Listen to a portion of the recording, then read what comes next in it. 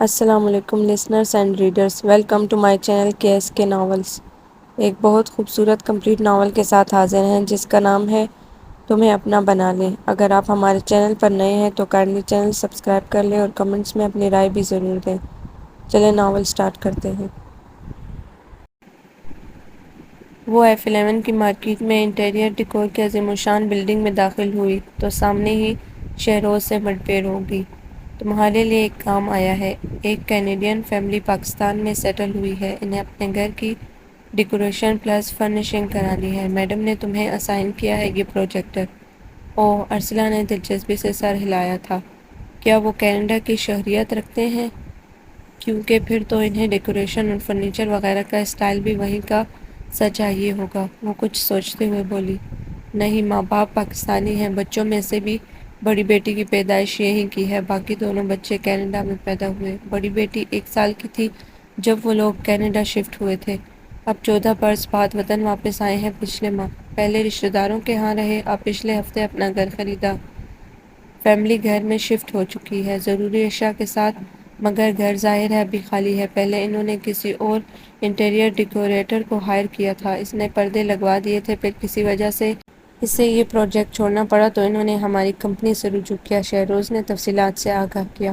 Madam Asifa اس project کو خصوصی اہمیت دے رہی ہیں۔ رچ فیملی ہے، ظاہر ہے ہینڈسم اماؤنٹ پے کرے گی۔ انہیں ہر چیز نہایت معیاری اور اعلیٰ ادیدہ زیب درکار ہے۔ پھر تو اور بھی اچھا ہے، ظاہر ہے ہم سب پیسے کے لیے ہی کام کر رہے ہیں۔ میری گاڑی پچھلے کئی دنوں سے کافی تنگ کر رہی ہے۔ اگر اس پروجیکٹ سے ٹھیک ٹھاک کمیشن ملا تو میں اس کا نیا انجن بنواؤں گی۔ 7,000 کا خرچہ ہے، اس کے روز روز کے چوک پہ بند ہو جانے کا خطرہ تو نہیں رہے گا؟ ارسلہ نے اپنی ٹیبل پر بیٹھ کر پیڈ اور پین اٹھا لیا تھا۔ کل شام 4 بجے اس ایڈریس پر پہنچ جانا۔ شہروز نے ایک کارڈ اس کے حوالے کیا۔ مسٹر سفیان شاہ، ڈائریکٹر جنرل سفیان بلڈرز۔ وہ کارڈ پڑھ رہی تھی۔ مسٹر سفیان 4 بجے آفس سے آ جاتے ہیں، اگر لیٹ بھی ہوئے تو وہاں ان کی بوڑھی ملازمہ بچوں کے ہمراہ موجود ہوگی۔ کیا مطلب؟ ارسلہ نے بھویں اچکائی۔ کیا مجھے مسٹر سفیان سے تفصیلات طے کرنا ہوں گی؟ اور ان کی مسز؟ وہ پاکستان میں 1 ہفتہ قیام کرنے کے بعد واپس کینیڈا چلی گئی ہیں۔ مگر کیوں؟ ارسلہ کا متجسس انداز نہایت فطری تھا۔ کسی کام سے گئی ہیں، شہروز نے مختصراً بتایا۔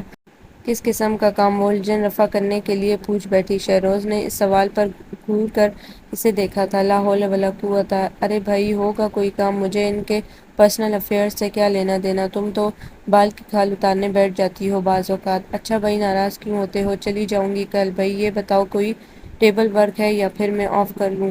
وہ براؤن لیدر بیگ ایک کندھے سے دوسرے کندھے پر منتقل کرتے ہوئے پوچھ رہی تھی۔ ٹھیک ہے جاؤ تم، اگر کچھ کام ہوا بھی تو میں دیکھ لوں گا۔ شہروز حسن میں یہی خوبی تھی کہ وہ ہمیشہ اس کا بوجھ اور پریشانیاں سمیٹنے کے لیے تیار رہتا تھا۔ وہ آفس سے باہر آ گئی۔ سامنے پارکنگ ایریا میں اس کی گاڑی کھڑی تھی۔ یہ مارکیٹ حال ہی میں بنی تھی اور نسبتاً ویران اور خاموش سی تھی۔ اوفو، اب یہاں سے چکلالہ اسکیم 3 تک کا طویل راستہ کباڑہ ہو جائے گا۔ ڈرائیو کرتے کرتے اس نے گاڑی کا لاک کھولنے کے بعد لاشعوری طور پر اپنے کندھے دبائے تھے۔ جب وہ گھر پہنچی تو پاپا شاہین فاؤنڈیشن سے واپس آ چکے تھے۔ اس کے پاپا میجر ضیاء ریٹائرڈ تھے اور حکومت کی طرف سے ملے ہوئے اس خوبصورت اور کشادہ اپارٹمنٹ میں اپنی 2 بیٹیوں کے ہمراہ رہتے تھے۔ ان کے اپارٹمنٹ کے عین اوپر والا اپارٹمنٹ ان کے بڑے بھائی کرنل سجاد کی ملکیت تھا۔ اتفاق سے دونوں بھائی آرمی میں رہے تھے اور آگے پیچھے ہی ریٹائر ہوئے تھے۔ کرنل سجاد کی فیملی اچھی خاصی تھی اور ہر وقت ان کا اپارٹمنٹ بارونق اور پرشور رہتا تھا۔ دونوں بھائیوں نے ریٹائرمنٹ کے بعد شاہین فاؤنڈیشن جوائن کر لیا تھا۔ السلام علیکم پاپا۔ وعلیکم السلام۔ میجر ضیاء نے بہت گرمجوشی مسکراہٹ سے اس کا استقبال کیا تھا۔ بھائی جلدی سے منہ ہاتھ دھو کر ٹیبل پر آ جاؤ، بھوک کے مارے آنتیں قل ہو اللہ پڑھ رہی ہیں۔ اوفو، ایک تو آپ بھوک کے بہت کچے ہیں اور بھوک لگ رہی تھی تو 1 گھنٹے سے کھانا سامنے رکھ کے کیوں بیٹھے تھے؟ کھا لیا ہوتا نا، اپنے بچوں کے بغیر میں کیسے کھا سکتا تھا؟ نہ تم آئی نہ روشان کالج سے لوٹی۔ وہ ٹیبل پر آ گئے تھے۔ روشان آج لیٹ آئے گی، اس کی کلاس فیئر ویل پارٹی کی پریکٹس کر رہی ہے۔ میرا خیال ہے اس فرائیڈے کو فنکشن ہے، 4th ایئر کے اعزاز میں پارٹی دی جانی ہے اور اپنی روشان فیئر ویل پارٹی کی منتظم اعلیٰ ہے۔ وہ ہنس پڑی۔ ہلے گلے میں تو وہ یوں بھی ہمیشہ آگے رہتی ہے، پاپا نے بھی تبصرہ کیا تھا۔ وہ مزاج میں تم سے خاصی مختلف ہے، لاابالی اور کیلنڈر طبیعت کی مالک ہے۔ ہر بندے کی اپنی فطرت، اپنا مزاج ہوتا ہے پاپا، اور یہ بھی سچ ہے کہ انسان اپنے رنگ میں ہی اچھا لگتا ہے۔ نئی چیز، نیا رویہ اور متوازن زندگی گزارنے کے اصول ضرور سیکھیں، مگر اپنی فطری انداز میں رہتے ہوئے۔ میں تنقید تو نہیں کر رہا تھا، جو اتنی حمایت آئی ہے تمہاری طرف سے۔ پاپا مسکرا کر اسے دیکھنے لگے۔ وہ خجل سی ہو گئی۔ مجھے بھی پتا ہے، I am proud of you papa. وہ اٹھ کر پیچھے سے ان کے کندھے تھام کر جھک گئی تھی۔ ہم بہت خوش نصیب ہیں جنہیں آپ جیسے پاپا ملے۔ ہائے، پاپا کی کچھ اور قسمیں بھی ہوتی ہیں۔ میجر صاحب نے مصنوعی حیرانی سے اس کی طرف دیکھا تھا۔ نہیں، میرا مطلب ہے آپ سب سے اچھے پاپا ہیں۔ میں سمجھا جیسے ٹوائے شاپ ہوتی ہے ویسے ہی پاپا شاپ بھی ہوتی ہے، جہاں سے وہ سر ہلانے لگے۔ پاپا، ارسلہ نے ٹھنک کر انہیں گھورا تھا۔ اوکے، وہ ہنس کر اٹھ گئے تھے۔ اب آپ کو چائے چاہیے ہوگی۔ وہ چائے کا پانی رکھ چکی تھی۔ آف کورس، تم جانتی ہو میں کھانے کے بعد ہمیشہ چائے لیتا ہوں۔ یہ ان کی برسوں پرانی عادت تھی، اور دیکھا دیکھی ارسلہ اور روشان کو بھی یہی عادت پڑ گئی تھی۔ میں اسٹڈی روم میں جا رہا ہوں۔ وہ چائے کا کپ تھام کر مڑے تھے۔ ٹھیک ہے، میں لاؤنج میں بیٹھ کر کچھ آفس ورک کروں گی اور روشان کا انتظار کروں گی۔ اسد شارجہ سے آ گیا ہے۔ جاتے جاتے پاپا نے مڑ کر دریافت کیا تھا۔ لہجہ سنجیدہ تھا۔ ارسلہ نے تمام تر توجہ چائے کی جانب مبذول کر لی۔ غالباً آ چکے ہیں۔ میرا 2 دن سے طائی اماں کی طرف جانا نہیں ہوا۔ روشان سے پوچھیے گا، وہ تو ہر وقت ہی ادھر گھسی رہتی ہے۔ ارسلہ کا لہجہ نارمل تھا۔ میرا خیال ہے میں بھائی جان سے شادی کے لیے بات کر لوں۔ کیا خیال ہے تمہارا؟ انہوں نے تفہیمی نظروں سے اس کی طرف دیکھا۔ میرا خیال تو یہ ہے کہ فی الحال آپ اس قصے کو رہنے دیں۔ میں اپنی فیلڈ میں قدم جمانے کے بعد شادی کا ارادہ رکھتی ہوں، اور اسد بھائی کا بھی ایسا کوئی ارادہ نہیں ہے۔ جب تک وہ لوگ خود بات نہیں کرتے، آپ کو ذکر چھیڑنے کی ضرورت نہیں ہے۔ باپ بیٹوں کے درمیان ہر طرح کی بے تکلفی اور اظہار رائے کی آزادی تھی۔ یہی وجہ تھی کہ وہ بہت اعتماد اور سکون کے ساتھ ان سے ہر طرح کی موضوع پر بات کر لیتی تھی۔ ایز یو وش، لیکن بیٹے 2.5 سال کی منگنی بہت کافی نہیں ہوگی۔ میری خواہش ہے کہ اگلے سال تم اپنا گھر بسا لو۔ انہوں نے اپنی سوچ کا اظہار کیا۔ پاپا، روشان کو بہت دیر نہیں ہو گئی؟ اب تک تو آ جانا چاہیے تھا، 4 بجنے کو ہیں۔ وہ چائے کا کپ میز پر رکھنے کے بعد اٹھ کھڑی ہوئی۔ اس کی نظر گھڑی کی دوڑتی بھاگتی سوئیوں پر تھی۔ جاؤ اپنی تائی جان کے ہاں جا کر معلوم کرو، نینا آ گئی ہے یا نہیں۔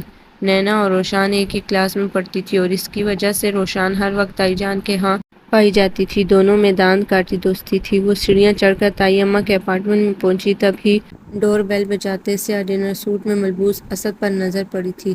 السلام علیکم۔ اس کو بہرحال آداب تو نبھانا تھے۔ وعلیکم السلام، اسد جواب دے کر بے نیازی سے ڈور بیل کی طرف متوجہ ہو گیا تھا۔ دوسرے لمحے کچن کی سائڈ سے دروازہ کھل گیا۔ وسیع کچن میں مصروف عمل طائی اماں دونوں کو ایک ساتھ آتا دیکھ کر خاصی محظوظ ہوئیں۔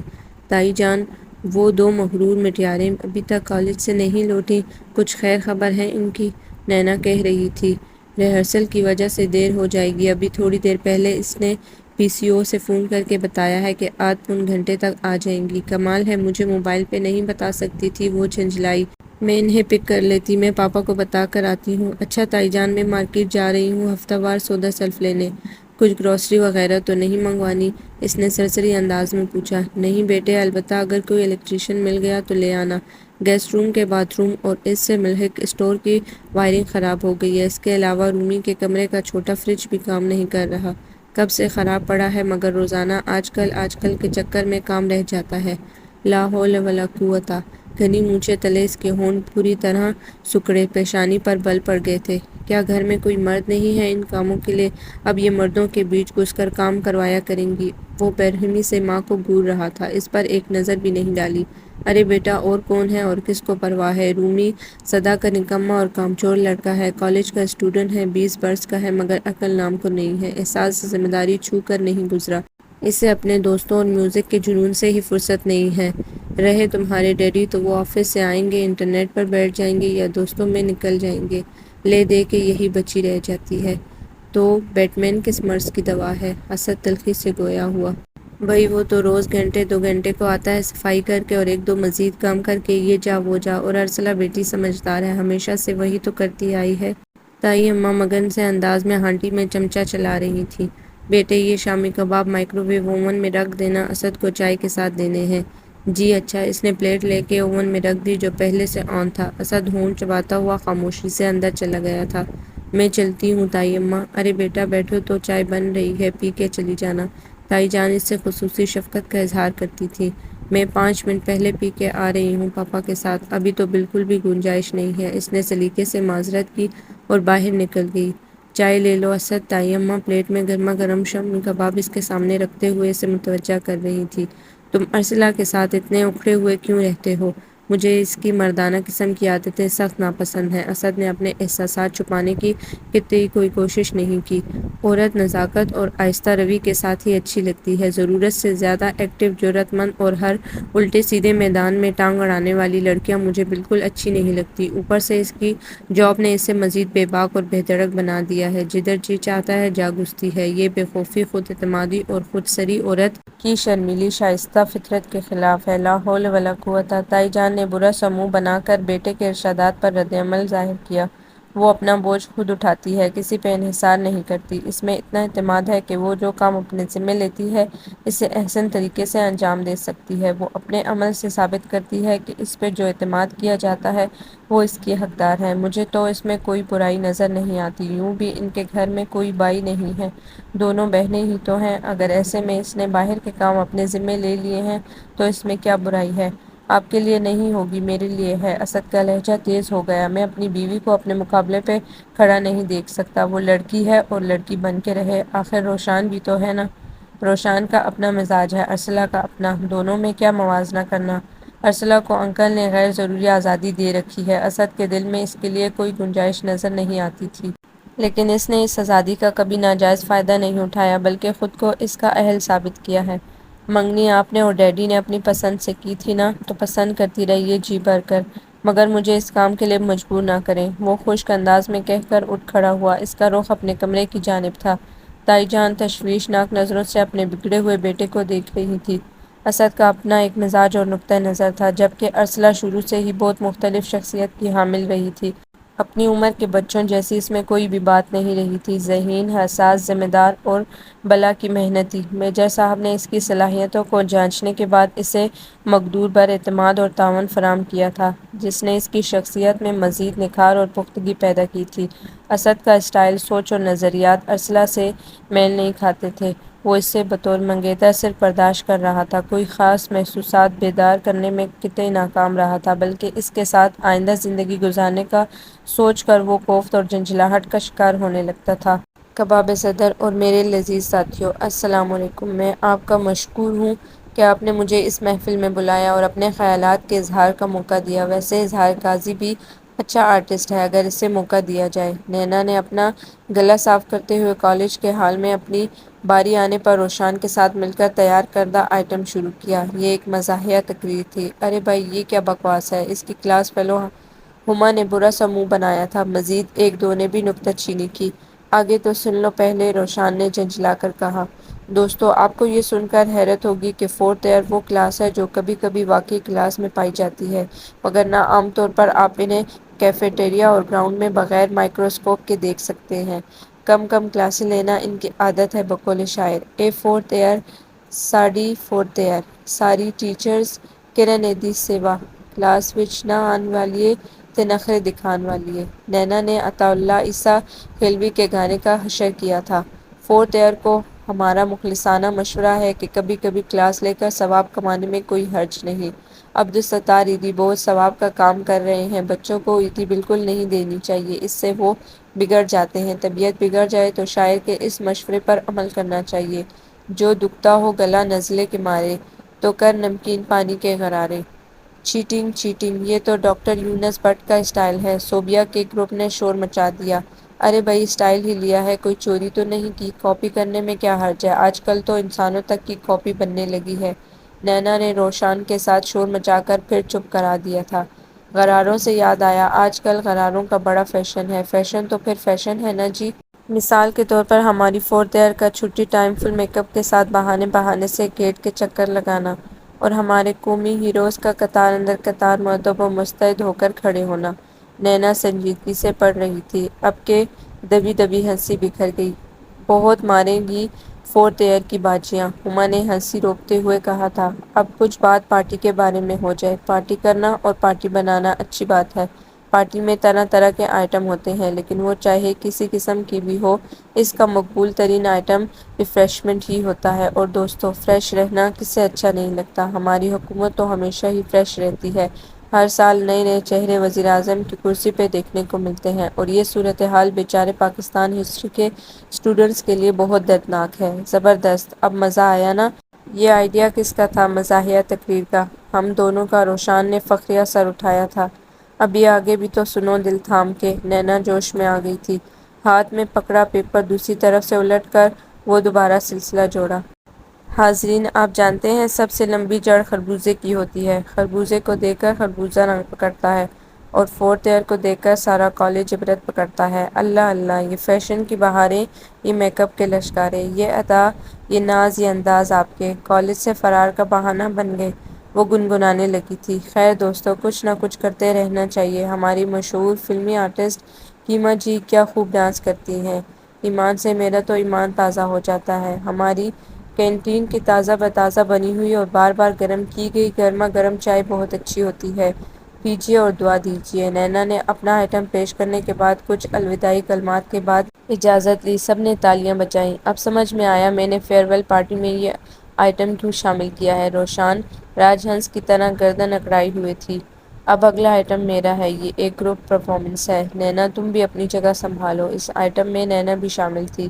پہلے ہمارے گروپ کا ڈانس آئٹم پرفارم کرنے دو، ہمیں ذرا جلدی ہے، عمر صدیقی نے کہا تھا۔ انہیں حدیقہ کیانی کے دوپٹہ میرا ململ کا پر پرفارم کرنا تھا۔ اس کے بعد ایک مزاحیہ خاکہ پیش کیا گیا۔ چونکہ لڑکیاں آپس میں مل کر ریہرسل کر رہی تھیں اس لیے غیر سنجیدگی، لاابالی پن، ہنسی مذاق اور خواہ مخواہ کے شور شرابے کی وجہ سے ابھی تک کوئی تسلی بخش ریہرسل نہیں ہو سکی تھی۔ مشاعرے کے آئٹم کے لیے ممبر لڑکیاں ہی پوری نہیں ہو رہی تھیں۔ یہ کس قسم کا مشاعرہ ہے؟ کہیں ڈیڈ آئٹم ہی نہ ثابت ہو۔ ہما نے خدشہ ظاہر کیا تھا۔ ایک تو تم ہر کام میں پہلے سے شور مچانا شروع کر دیتی ہو۔ روشان نے اس کی طبیعت صاف کی تھی۔ ارے بھئی، مزاحیہ مشاعرہ ہے اور خاص طور پر فائنل ایئر والوں کے اعزاز میں لکھا گیا ہے۔ تم پہلے ہمارے گروپ کی پرفارمنس دیکھو پھر تنقید کی کینچی اٹھانا۔ روشان منتخب کی گئی لڑکیوں کو اسٹیج پر ایک مخصوص نیم دائرے میں بٹھا کر مائک پکڑ کر شروع ہو گئی تھی۔ حاضرین آ گئے ہیں، شیخ صاحب اب یہ ٹوپی سنوارنا بند کریں۔ اس نے اپنی ایک ساتھی کو لتاڑا تھا۔ اوہ اچھا جی اچھا، کیمرہ سیمرہ آن ہے نا؟ ہاں تو بہت ہی معزز سا معین معافی چاہتا ہوں۔ پہلے میں اپنا کلام سناؤں گا۔ روشان نے خیالی پگڑی سنبھال کر کھنکار کی عرض کیا۔ ہسٹری لے کے ہم پہ کیا گزری؟ یہ بڑی دکھ بھری کہانی ہے۔ کچھ نہ پوچھو اے فائنل والو، کس مصیبت میں زندگانی ہے۔ ابھی پاکستان بنانا ہے اور مغلوں کی خبر لانی ہے۔ واہ بہت خوب۔ تنقید کرنے والے خاصے محظوظ ہوئے تھے۔ اب اجتماعی کھیکھی شروع ہو گئی تھی۔ اب میں دعوت دیتا ہوں محترم خلیل شفائی صاحب کو کہ وہ اپنا کلام سنائیں۔ روشان کے دعوت دینے پر اس کے ساتھ بیٹھی کرن نے مائک تھام لیا۔ عرض کیا ہے اے ہسٹری کے کورس اب تو ختم ہو، پڑھ پڑھ کے ہم پاگل ہونے والے ہیں۔ واہ واہ، کیا پیشن گوئی فرمائی ہے، روشان لہک کر کہہ رہی تھی۔ پھر اس نے اس سے اگلے ساتھی احمد ناراض کو دعوت دی۔ کاموں کی اس قدر بھرمار دیکھ کر جی چاہتا ہے فائنل ہی چھوڑ جائیں ہم۔ اب آتے ہیں مسٹر بوگن ویلیا، سورن مون ایلیا صاحب۔ مون ایلیا صاحب اپنی مجہول حلیے میں مائک کو اپنے آگے کھینچتے ہیں۔ کالج میں پڑھ رہے ہو تو کیوں چپ ہو اس قدر؟ ایک آسمان سر پہ اٹھائے ہوئے چلو۔ ایک شعر عرض ہے۔ خان بگڑ آبادی نے اپنی باری پر گلا صاف کیا۔ نوٹس بھی اچھے بناتی ہے میری فائنل، مگر منہ بنانے میں تو اس کا کوئی ثانی ہی نہیں۔ اوئے ہوئے کیا تیر جگن میں پار ہوگا۔ فورتھ ایئر تو کھولتے کڑاہے پر جا بیٹھے گی۔ ہما نے مزہ لیا تھا۔ معزز سامعین، آپ کو یقیناً ہمارا مشاعرہ پسند آیا ہوگا۔ آخر میں سارے اسٹوڈنٹس کے حق میں دعا۔ ہاتھ اٹھا لیں سب کے سب۔ مجھے قید مکتب سے یا رب چھڑا دے، پڑھانا ہے جو کچھ وہ گھر پہ پڑھا دے۔ قادر ہے ہر شے پہ، مختار ہے تو، ذرا میرے پرچوں کے نمبر بڑھا دے۔ مزہ آ گیا۔ کیوں، تم تو کہہ رہی تھی ڈیڈ آئٹم ہے، روشان نے بھویں اچکائی تھی۔ اچھا بھئی، 4:30 ہو رہے ہیں، اب چلتے ہیں۔ آخری ٹرپ 10 منٹ بعد روانہ ہونے والا ہے۔ نغمہ نے گھڑی دیکھی تو سب کو وقت گزرنے کا دھیان آ گیا۔ ارے بھاگو، ٹرپ نہ نکل جائے۔ نینا نے روشان کو دیکھ کر شور مچایا۔ میں ٹرپ سے نہیں جاؤں گی، وہ دھیرے سے گویا ہوئی۔ کیا مطلب؟ مطلب یہ ہے کہ ہم دونوں پرائیویٹ بس سے جائیں گے۔ روشان اس کی طرف دیکھے بغیر گویا تھی۔ کیا؟ نینا کو جیسے بچھو نے کاٹ لیا تھا۔ ہاں، روشان اس کا بازو پکڑ کر مرکزی گیٹ کی طرف آ گئی۔ ارمغان کھڑا ہوگا، مجھے اس سے بات کرنی ہے، بس 10 منٹ لگیں گے، پھر ہم پرائیویٹ بس سے گھر پہنچ جائیں گے، اسی ٹائم پر جس پہ کالج بس ہمیں پہنچاتی ہے۔ ارمغان؟ نینا کی آنکھیں تحیر سے پھیل گئی۔ ہاں، وہ تیزی سے آگے بڑھ رہی تھی۔ تم جانتی ہو اس کا انجام؟ نینا بہت سنجیدگی سے اس کا چہرہ پڑھنے لگی۔ ہاں، کیا انجام ہوگا؟ زیادہ سے زیادہ پاپا خفا ہوں گے، ارسلہ ناراض ہوگی، لیکن پھر وہ مان بھی جائیں گے۔ I am sure. ارمغان کوئی غیر تو نہیں ہے؟ میرا سگا ماموں ذات ہے۔ پاپا ماموں کی فیملی سے رشتہ نہیں رکھنا چاہتے، مگر میں تو ایسا چاہتی ہوں نا۔ وہ اپنی حرکت کے جواز تلاش کر رہی تھی۔ چچا جان نے برسوں سے تمہارے ماموں کی فیملی کا گھر میں آنا بند کر رکھا ہے اور ان کی شکل دیکھنا بھی پسند نہیں کرتے، اور تم ان سے رشتہ جوڑنے جا رہی ہو؟ نینا حیران تھی۔ تم اپنی ننھی سی عقل کو زحمت نہ دو، بس منہ بند رکھنا، گھر جا کے نہ بک دینا۔ وہ گیٹ کے باہر قدم رکھ چکی تھی۔ وہ رہا ارمغان۔ روشان تیزی سے سیاہ پینٹ اور پنک شرٹ میں ملبوس ایک اسمارٹ سے لڑکے کی جانب بڑھ چکی تھی۔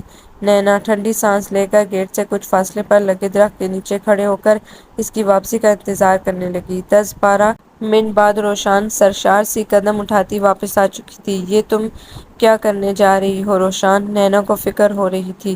ارے بھئی، کوئی ایسی ویسی بات نہیں ہے، ایک ہی خاندان ہے ہمارا، گھر پر نہیں مل سکتے اس لیے وہ مجھ سے بات کرنے کی خاطر یہاں آ جاتا ہے کبھی کبھار۔ وہ بتا رہا تھا مومانی پاپا سے ہمارے رشتے کی بات کرنے کا پروگرام بنا رہی ہیں۔ چچا جان کبھی بھی نہیں مانیں گے، یہ تم جانتی ہو۔ میں منوانا جانتی ہوں اور یہ بات تم بھی جانتی ہو۔ روشان کا لہجہ سپاٹ ہو گیا تھا۔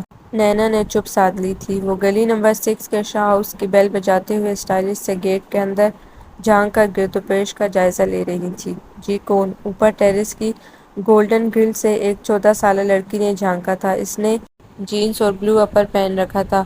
میں انٹیریئر ڈیکور سے آئی ہوں، ڈیزائنر ہوں، آپ کا گھر ڈیکوریٹ کرنے کے لیے اسائن کی گئی ہوں۔ مسٹر سفیان شاہ گھر پر ہیں؟ جی، آپ آ جائیے اندر، پاپا بس پہنچنے ہی والے ہیں۔ تھوڑی دیر بعد گیٹ کھل گیا۔ چوکیدار نے ہاتھ سے اندر جانے کا اشارہ کیا تھا۔ بہت پرشکوہ طرز تعمیر تھا۔ ڈرائنگ روم کا فرش چاکلیٹ براؤن اور وائٹ کلر کے پرنٹڈ خوبصورت چوکور ٹائلوں پر مشتمل تھا۔ عارضی طور پر ایک سادہ سا صوفہ سیٹ رکھا گیا تھا۔ اس نے اوپر نیچے کے کمروں کا جائزہ لیا۔ کیا سارا گھر ڈیکوریٹ کرانا ہے؟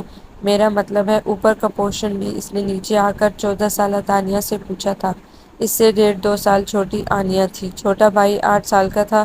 فرید ہوں۔ بچوں کی شائستگی، تہذیب اور تمیزداری قابل رشک تھی۔ کینیڈا میں پلنے بڑھنے کے باوجود ان کے ہر انداز میں مشرقی سبھاؤ اور مقامی رنگ ڈھنگ نمایاں نظر آتا تھا۔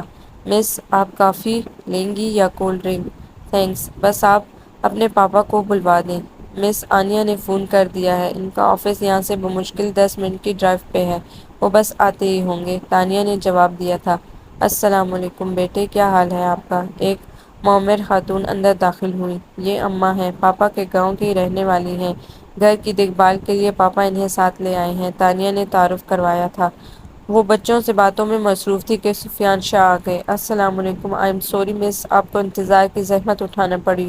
لائٹ براؤن 3 پیس سوٹ میں قدرے بھاری مگر لمبا اور بھرپور سراپا لیے وہ برفباری اور شائستگی کا واضح تاثر دے رہے تھے۔ کس قسم کی لک چاہتے ہیں آپ اپنے گھر میں؟ میرا مطلب ہے ویسٹرن یا ایسٹرن اسٹائل، یا دونوں کا مکسچر؟ ارسلہ نے پروفیشنل انداز میں گفتگو کا آغاز کیا تھا۔ جو آپ کو اس گھر کے لیے سب سے بہتر لگے۔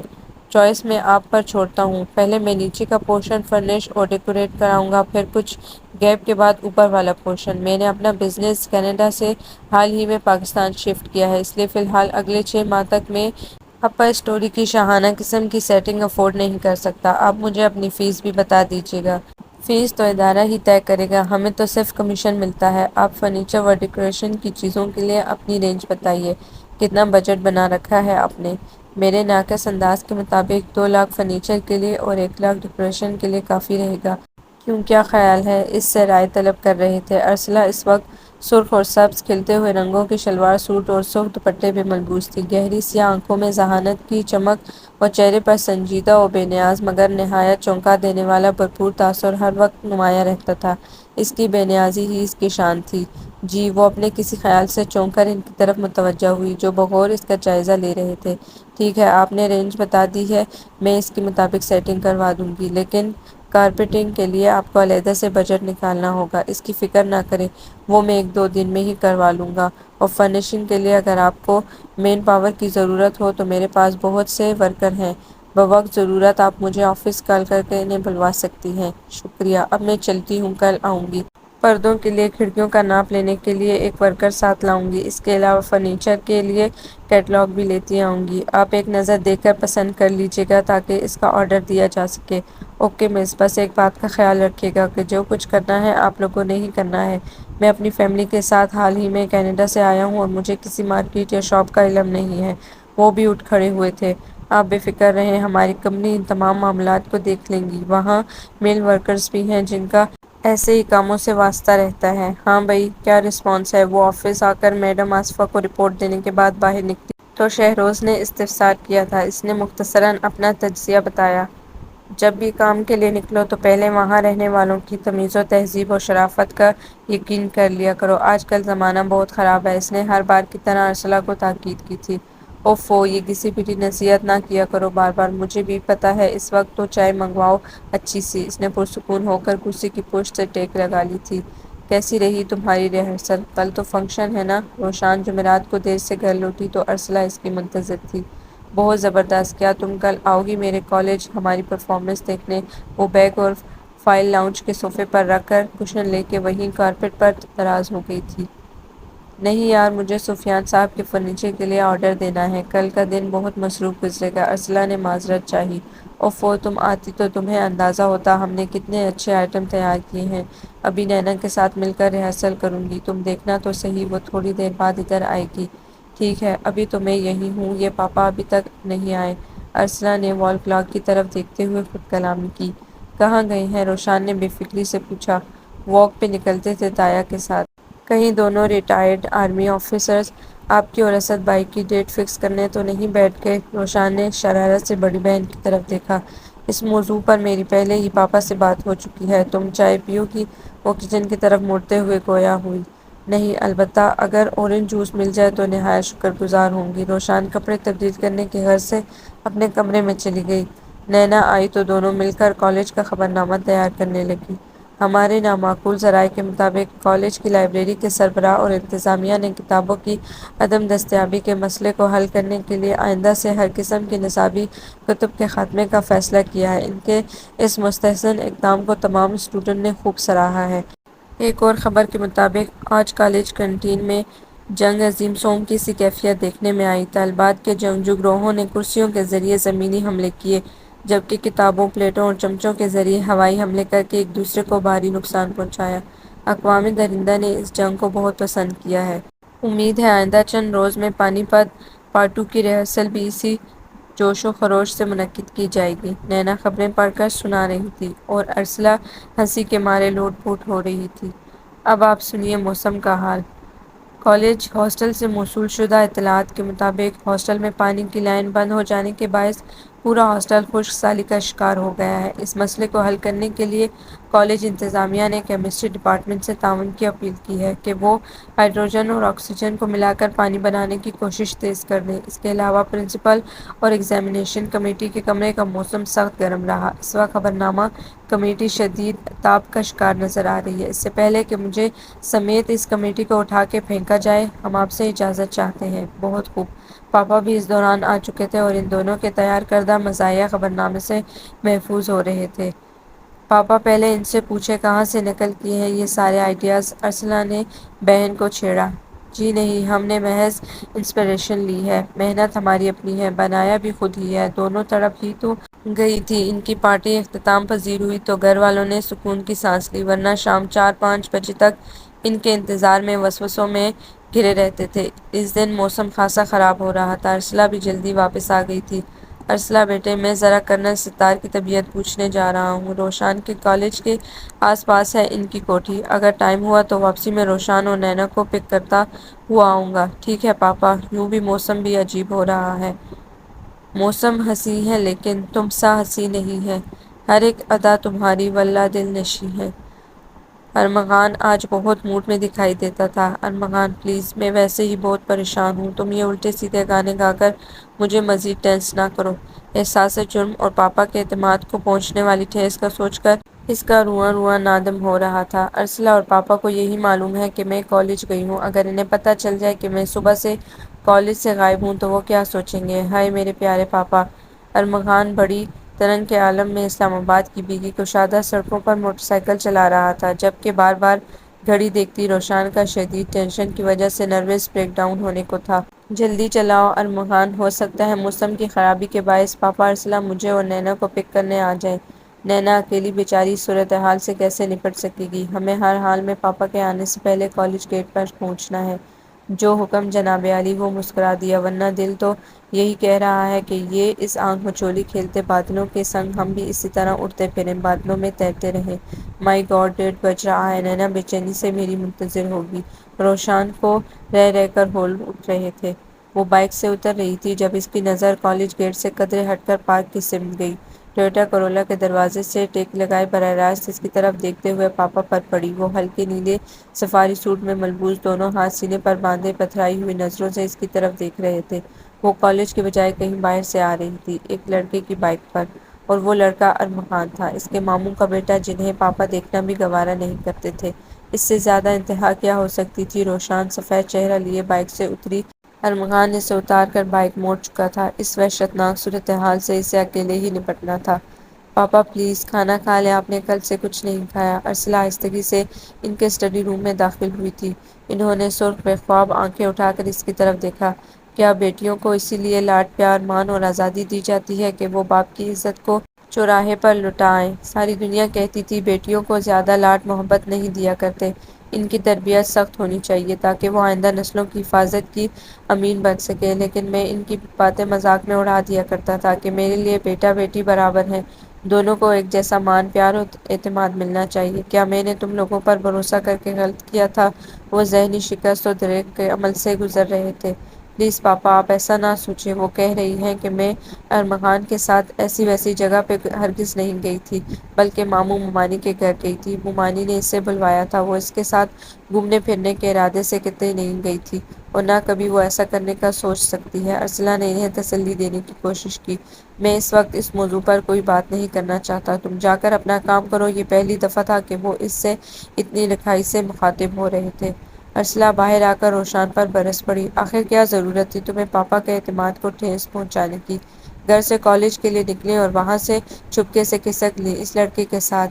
شیم آن یو روشان، یہ کتنی گری ہوئی حرکت کی ہے تم نے! نہ صرف ہمیں بلکہ اپنے اساتذہ کو بھی دھوکا دیا۔ تم یقین کرو ارسلہ، میرا ایسا کوئی ارادہ نہیں تھا، لیکن ارمغان 2-3 دن سے بار بار کہہ رہا تھا کہ ماموں ممانی مجھے یاد کر رہے ہیں، وہ یہاں تو نہیں آ سکتے تھے، اس لیے میں ان کے ہاں چلی گئی۔ ویسے وہ یہاں کیوں نہیں آ سکتے؟ پاپا کو اتنے ناپسند کیوں ہیں وہ؟ حالانکہ وہ تو بہت اچھے ہیں، پتہ ہے ممانی بار بار تمہارا پوچھ رہی تھی۔ ارسلہ کی تیویوں پر بل پڑ گئے۔ جس بات سے والدین رکتے ہیں اس سے رک جانا چاہیے، خواہ مخواہ کے جواز نہیں ڈھونڈنے چاہیے۔ آخر کوئی تو وجہ ہوگی پاپا کی ناپسندیدگی کی۔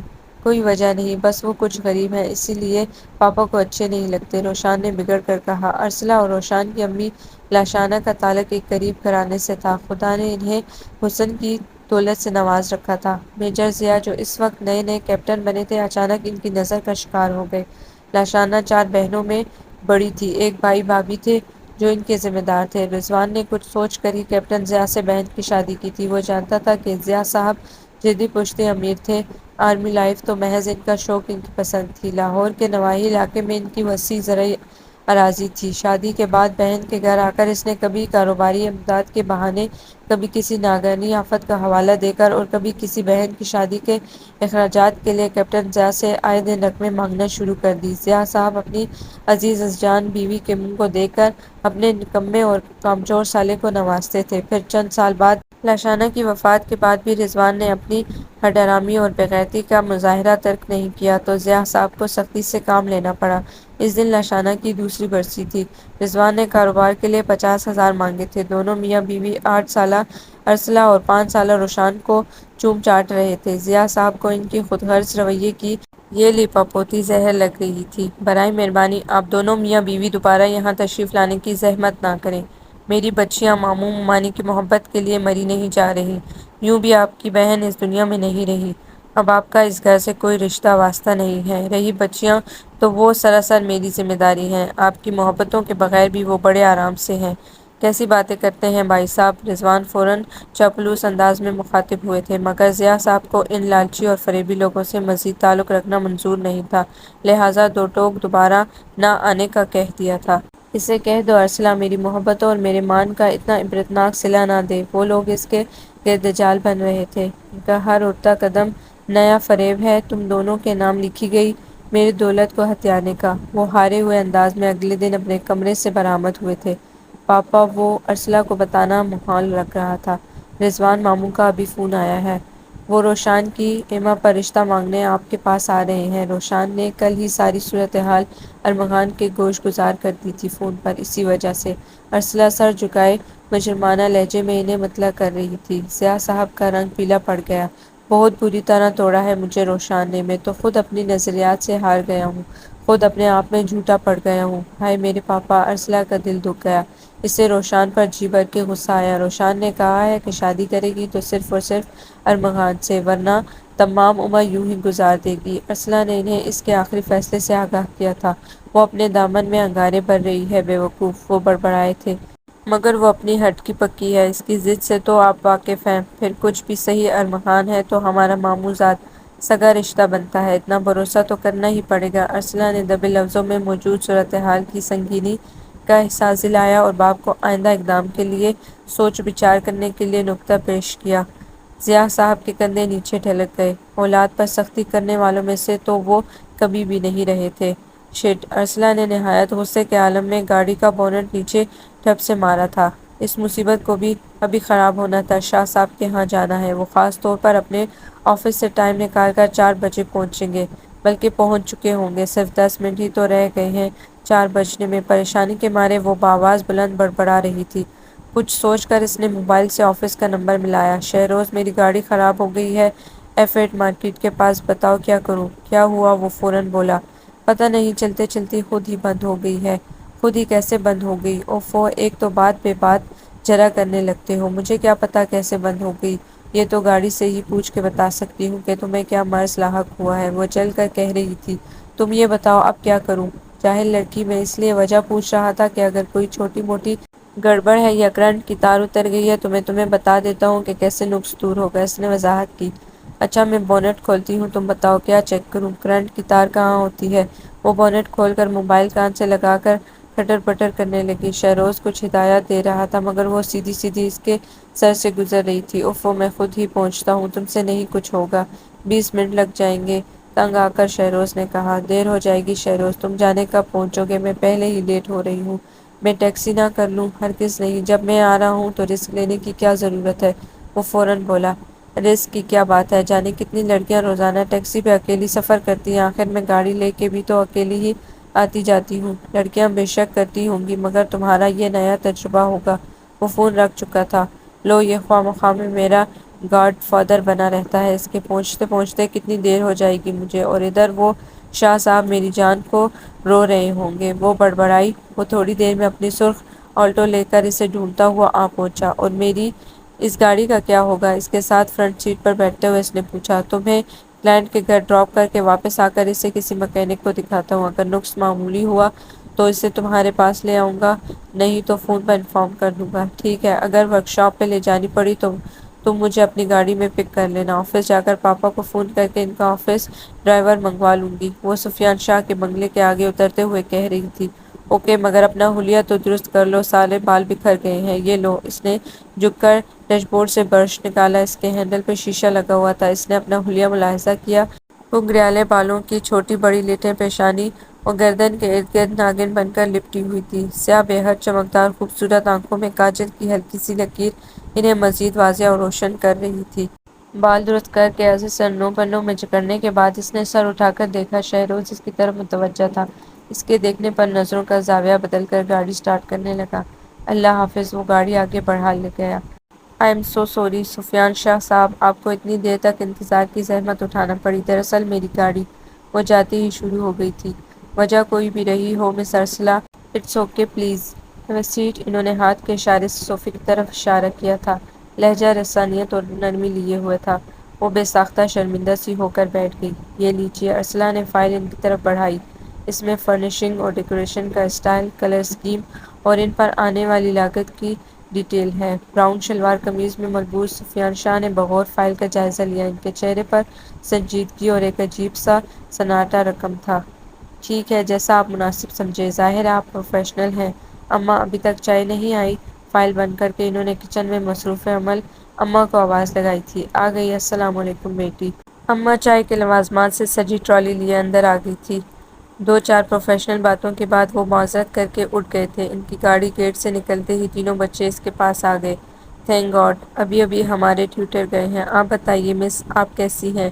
بالکل ٹھیک، ذرا مجھے اپنا کمرہ تو دکھائیے گا۔ وہ ان کے ساتھ گپ شپ کرتے ہوئے ضروری قسم کی پیمائش بھی لے رہی تھی۔ اگلے دن وہ شہروز کے ساتھ مارکیٹ گئی۔ سفیان شاہ کی طرف سے چیک مل چکا تھا۔ شام کو منتخب سامان لوڈ کر کے ان کی کوٹھی میں پہنچا دیا گیا۔ وہ اور شہروز ورکرز کی مدد سے سامان سیٹ کراتے رہے۔ گو کہ یہ شہروز کا پروجیکٹ نہیں تھا، لیکن وہ ہر پروجیکٹ میں اس کی مدد کرتا تھا۔ دونوں وہاں سے آفس آ گئے اور کچھ ضروری حساب کتاب کرنے لگے۔ اسے یہ بل میڈم آصفہ کو بھی دینے تھے۔ ڈارک گرین لیدر کے صوفے، ڈارک گرین کارپٹ اور سلور پیجز پر مشتمل ڈارک گرین پردے۔ دوسرا صوفہ سیٹ سلور اور گرین سلک کے کور والا تھا اور ڈیکوریشن کے لیے گرین کرسٹل کے خوبصورت گلدان اور کچھ روایتی کلچر قسم کے ڈیکوریشن پیسز، مثلاً دیواروں پر رنگ لٹکانا اور شاندار قسم کی پورٹریٹ۔ اب رہ گیا بچوں کا کمرہ اور شاہ صاحب کا کمرہ۔ اپر پوشن وہ لوگ بعد میں کرائیں گے۔ ان کی مسز کب تک آ رہی ہیں؟ شہروز یوں ہی پوچھ بیٹھا۔ بچے کہہ رہے تھے وہ کینیڈا میں ہی ہیں، آپ کسی دوست کے پاس۔ وہ 2-3 ماہ میں آئیں گی۔ کیا وہاں جاب کرتی ہیں یا ان کے والدین رہتے ہیں؟ نہ جاب کرتی ہیں نہ نکاح ہے وہاں، بس کسی وجہ سے ایک ہفتہ پاکستان رہ کر وہ واپس کینیڈا چلی گئی ہیں۔ یہ کیا چکر ہے؟ شہروز متعجب نظروں سے اس کی طرف دیکھنے لگا۔ بچے تو یوں ہی کہتے ہیں کہ ماما کسی کام سے وہاں رکی ہیں۔ آخر کون سا کام ہو سکتا ہے؟ کوئی کورس وغیرہ کر رہی ہوتی تو کم از کم بچوں کو تو خبر ہوتی۔ پس پردہ ہے کچھ؟ خود شاہ صاحب بھی اس موضوع سے کتراتے ہیں۔ وہ سوچتے ہوئے کہنے لگی، بس۔ شہروز نے ہاتھ اٹھا دیا۔ ہمارے پاس اپنے مسائل کم ہیں بات کرنے کے لیے جو ادھر ادھر کی پریشانیاں سمیٹ رہے ہیں۔ تم سناؤ، تمہارے پاپا کی طبیعت کچھ سنبھلی؟ ان کی طبیعت تو ہمیشہ کے لیے خراب ہو گئی ہے۔ ارسلہ نے ٹھنڈی سانس لی۔ روشان کی ضد پر اس کا رشتہ ارمغان سے طے تو کر دیا ہے، مگر وہ خوش ہرگز نہیں ہے۔ ارمغان کرتا کیا ہے؟ شہروز کو اول روز سے سارے قصے کی خبر تھی۔ ارسلہ اس سے اپنی کوئی بات نہیں چھپاتی تھی۔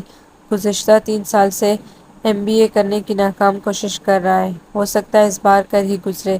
MBA پاس کرنے کے بعد اسے بہتر نوکری حاصل کرنے کے مواقع مل جائیں گے۔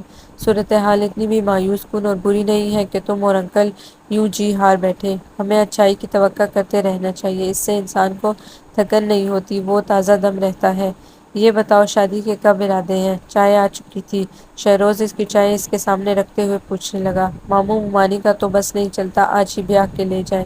رکاوٹ پاپا کی طرف سے ہے، وہ مجھے اور اس کو اکٹھا بیاہنا چاہتے ہیں۔ شہروز بے وجہ کاغذ پر پین سے لائنیں کھینچنے لگا۔ اس کا سر جھکا ہوا تھا اور ساری توجہ کاغذ پر تھی۔ پھر کیا طے ہوا؟ اس کا لہجہ بے تاثر تھا۔ ابھی تو کچھ بھی نہیں، تایا جان کی طرف سے فی الحال کوئی پیش رفت نہیں ہو رہی اور خود میں بھی ذہنی طور پر تیار نہیں ہوں۔ میری کوشش یہ ہے کہ میں پہلے روشان کی شادی کر دوں، مبادا اس کے ذہن میں خیال آئے کہ میری وجہ سے اس کی خوشیاں اس سے دور کھڑی ہیں۔ بالکل، وہ قدرے ریلیکس نظر آیا۔ ضروری تو نہیں ہے بڑی کی پہلے ہو اور چھوٹی کی اس کے بعد۔ وہ اپنی میز کی دراز کھول رہا تھا۔ اچھا یہ کارڈ رکھو، نیا سال شروع ہونے والا ہے۔ وش تو میں تمہیں 12 بجے کے بعد ہی کروں گا، بہرحال کارڈ حاضر ہے۔ مائی گاڈ شہروز، تم عید، بقرعید، ہر تہوار پر، ہر موقع پر مجھے وش کرنا اور کارڈ بھیجنا نہیں بھولتے۔ بہت کیئرنگ اینڈ شیئرنگ قسم کے دوست ہو۔ ارسلہ کو بے ساختہ سی خوشی ہوئی تھی۔ وہ کارڈ کا بغور جائزہ لے رہی تھی۔ بہت خوبصورت سا منظر تھا۔ شام کا سورج ڈوبنے کا کارڈ پر لکھا تھا، جب بھی مدد کی ضرورت ہو آنکھیں بند کر کے پکار لینا۔ وہ کارڈ پڑھ رہی تھی اور محظوظ ہو رہی تھی۔ گھر میں زور و شور سے روشان کی شادی کی تیاریاں ہو رہی تھی۔ ظاہر ہے زیادہ کھپ ارسلہ کے لیے ہی تھی کہ وہی باہر کے کام سنبھال رہی تھی۔ پاپا بھی سرگرم عمل تھے، لیکن بہت بجھے بجھے انداز میں۔ ممانی اب بڑے حق سے یہاں آیا کرتی تھی اور باتوں باتوں میں اپنی فرمائشیں اور چیزوں کے بارے میں اپنی پسند ناپسند بتا دیا کرتی تھی۔ ارسلہ دل ہی دل میں کرتی رہتی۔ تایا سجاد کی فیملی کو اس اچانک اور انہونی قسم کے فیصلے پر خاصا اچنبھا ہوا تھا۔ نینا جانتے بوجھتے ہوئے بھی خاموش رہی۔ اسے توقع نہیں تھی کہ یہ بیل منڈے چڑھ جائے گی۔ بہرحال وہ ہر حال میں خوش اور مطمئن رہنے والی بے فکر سی لڑکی تھی۔ اس سے اپنی ساری توجہ شادی کو بھرپور اور ہنگامہ خیز بنانے میں لگا دی تھی۔ شادی سے 1 ہفتہ پہلے اسے مایوں بٹھا دیا گیا تھا۔ وہ واقعہ شادی سے ٹھیک 3 دن قبل ہوا۔ میں فرنیچر لوڈ کروانے جا رہی ہوں پاپا کے ساتھ۔ تمہیں تھریڈنگ اور فیشل کے لیے پارلر کس ٹائم جانا ہے؟ ارسلہ نے ڈراپ کرنے کی غرض سے پوچھا تھا۔ وہ شام کو جانا ہے، آپ لوگ جائیں۔ اس دن روشان ضرورت سے کچھ زیادہ ہی خاموش، الجھی ہوئی بلکہ فکر مند سی دکھائی دے رہی تھی۔ ارسلہ واپس آ کر اس سے پوچھنے کا سوچتی ہوئی چلی گئی، مگر واپس آئی تو بہت دیر ہو چکی تھی۔ جس سے پوچھنا تھا وہ گھر سے غائب تھی۔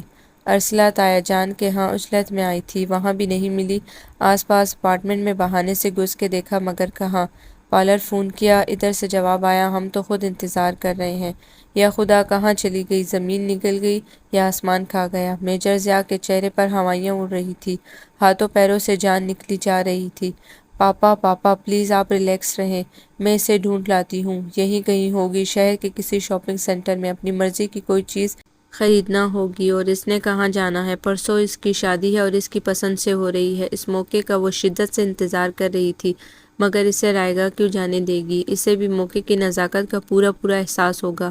وہ خود بھی از حد پریشان تھی، لیکن باپ کا مرجھایا ہوا خوفزدہ چہرہ دیکھنے کی تاب نہیں ہو رہی تھی۔ وہ خود کو زبردستی مطمئن دکھانا چاہتی تھی۔ عزت صدیوں کی محنت اور جدوجہد کے بعد خاندان کے سر پر دستار بن کر سجا کرتی ہے۔ ضیاء، رات کے 11:30 ہو گئے تو تایا سجاد نے سخت لہجے میں ضیاء صاحب کو مخاطب کیا تھا۔ میں جانتا ہوں بھائی صاحب۔ وہ بے بسی کی انتہائی کیفیت سے گزر رہے تھے، آنکھیں بوٹی کی طرح سرخ ہو رہی تھی۔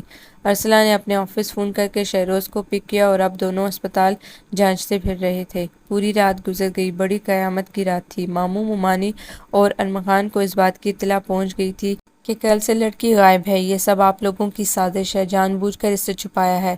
ارمغان نے چیخنا شروع کر دیا تھا، وہ بہت جارحانہ موڈ میں دکھائی دے رہا تھا۔ آتے ہی اس نے بے وجہ چیزیں پٹکنا شروع کر دی تھی۔ ضیاء صاحب صبر کے گھونٹ پی کر اس کی لنچرانیوں کے جواب میں خاموش بیٹھے رہے۔ ان کی بے بسی قابل دید تھی۔ آپ لوگوں نے مجھے ذلیل کرنے، میرے خاندان کا نام بدنام کرنے اور بہانے سے جان چھڑانے کے لیے لڑکی کو کہیں بھجوا دیا ہے۔ وہ شعلہ باز نظروں سے ضیاء صاحب کو گھورنے لگا۔ ہوش تو ٹھکانے ہیں میاں صاحب زادے؟ ضیاء صاحب چپ رہے مگر ان کی جگہ سجاد صاحب بول پڑے تھے۔ ان کی ساری فیملی ضیاء صاحب کے گھر پر جمع تھی۔ تائی جان، نینا، تایا، سب ارسلہ اور ضیاء صاحب کی تسلی و تشفی کر رہے تھے اور ان کے غم میں برابر کے شریک تھے۔ رومی تو 2 دن کے لیے صوبائی سطح پر کھیلے جانے والے کالج کے کسی میچ کے سلسلے میں لاہور گیا ہوا تھا۔ البتہ اسد موجود تھا، مگر اس کا چہرہ، لہجہ اور انداز کسی قسم کی ہمدردی اور اپنائیت سے مبرا تھا۔ یہ سب آپ کا قصور ہے چچا جان۔ بیٹیوں کو بے لگام اور بے مہار کھلا چھوڑنے کا نتیجہ دیکھ لیا آپ نے۔ کسی کام نہ آئی آپ کی یہ لبرل سوچ۔ بہت مان اور غرور تھا نا آپ کو اپنی بیٹیوں پر؟ اسد نے کسی کا لحاظ رکھے بغیر کہا۔ ادھر ارمغان نے آسمان سر پر اٹھایا ہوا تھا۔ مجھے ہر قیمت پر روشان چاہیے، ابھی اور اسی وقت۔ وہ روشان کے کمرے کے چپے چپے کا جائزہ لے رہا تھا، گویا اسے اچانک کہیں سے برآمد کر لے گا۔ ہم نے تو اپنی مری ہوئی بہن کی پیٹھ پیچھے رشتہ جوڑا تھا، کیا خبر تھی اندر ہی اندر اور ہی گل کھلائے جا رہے ہوں گے۔ رضوان نے مونچھوں کو تاؤ دیتے ہوئے تبصرہ کیا۔ شرم کریں آپ، غائب ہونے والی لڑکی آپ کی بھی کچھ لگتی ہے، کم از کم سگی بھانجی کا رشتہ تو ہے نا، اسی کا خیال کر لیجیے۔ ارسلہ رہ نہیں سکی تھی۔ سارے دن کی خواری کے بعد وہ یوں بھی بہت نڈال ہو رہی تھی۔ تایا جی، کسی طرح ان لوگوں کو تو نکالیں یہاں سے، یہ تو بھولے ہی چلے جائیں گے۔ مجھے ڈر ہے پاپا کا نروس بریک ڈاؤن نہ ہو جائے ان کی حرکتوں سے۔ ارسلہ نے موقع پا کر تایا سجاد سے بات کی تھی، تایا جی نے طریقے سے انہیں ٹالا۔ اب وہ آ بھی گئی تو کیا حاصل، رات تو پوری گزر گئی، اعتبار تو بس ایک ہی بار کا ہوتا ہے۔ اب آئی بھی تو اسے سنبھال کے اپنے پاس ہی رکھیے گا، ہماری پہلے ہی بہت بدنامی ہو چکی ہے۔ اب کس منہ سے لوگوں سے کہتے پھریں گے کہ جو شادی کارڈ آپ کو دیا گیا تھا اس کو کینسل سمجھ لیجیے۔ ممانی اور ماموں بہت جل بن کر تبصرہ کر رہے تھے۔ دلہن صاحبہ گھر سے غائب ہیں۔ وہ لوگ گھر چلے گئے، 2 گھنٹے بعد ان کا فون آیا۔ ہم نے جن لوگوں کو کارڈ دیے تھے ان سے معذرت کر دی ہے کہ کسی وجہ سے فی الحال یہ شادی ملتوی کر رہے ہیں۔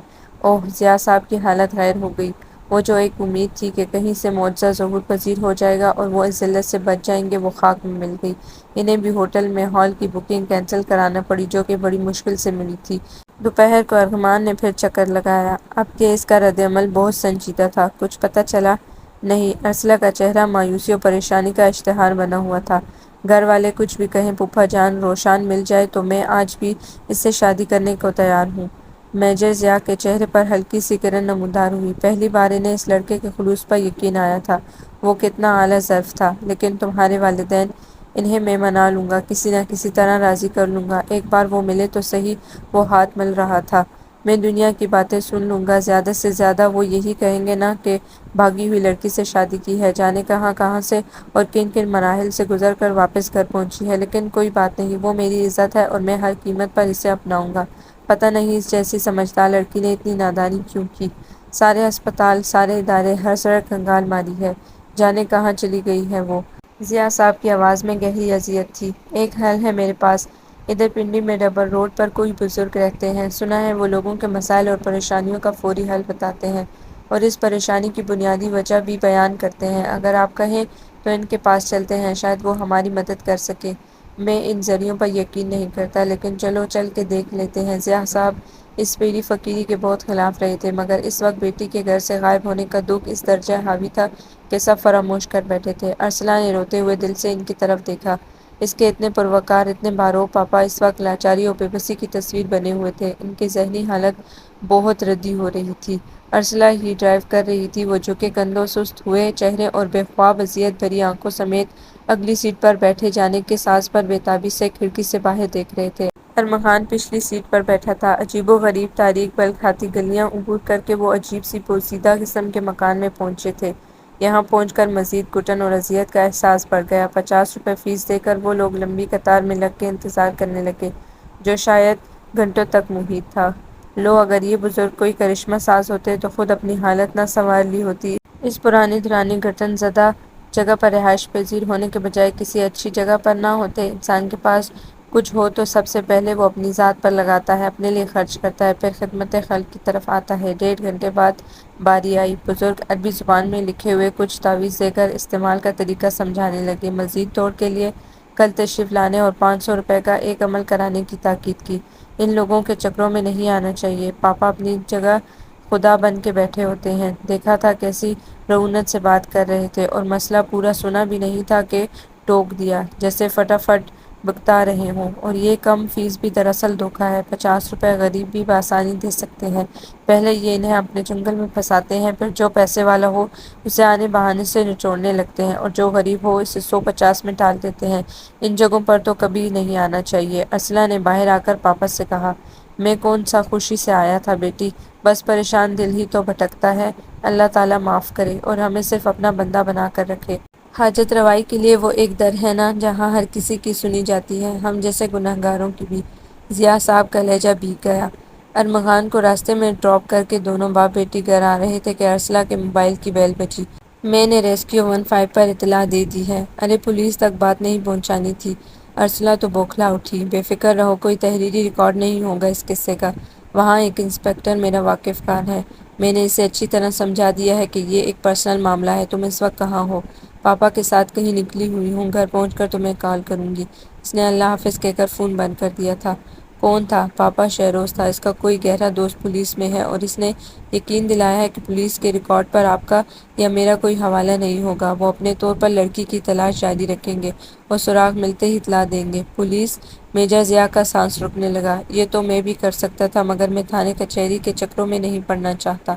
آپ بے فکر رہیے پاپا، یوں سمجھ لیجیے گھر کی بات ہے، اگر انہوں نے بازیاب کرا لی تو کبھی بھول کر بھی کسی سے ذکر نہیں کریں گے۔ پولیس گھر پر نہیں آئے گی، وہ صرف شہروز سے رابطے میں رہے گی، کچھ بھی آن ریکارڈ نہیں ہوگا۔ ارسلہ نے تسلی دی۔ میری محبت اس قابل تو نہیں تھی روشان بیٹے کہ تم اتنی بری طرح جوتا مارتی۔ ایک آنسو بند آنکھوں سے لڑک کر گال پر سفر کرتا ہوا ٹھوڑی کے پاس آ کر گم ہو گیا تھا۔ گاڑی چلاتی ارسلہ نے ایک نظر باپ پر ڈالی، اس سے گہرا شوق لگا، دل سے شعلے سے اٹھنے لگے۔ ہائے روشان، یہ کیا قیامت ڈھائی ہے تم نے! فولادی اعصاب کے مالک اس بیال اٹھانے والے وسیع القلب انسان کو کس بے دردی سے کانٹوں پر گھسیٹ ڈالا ہے۔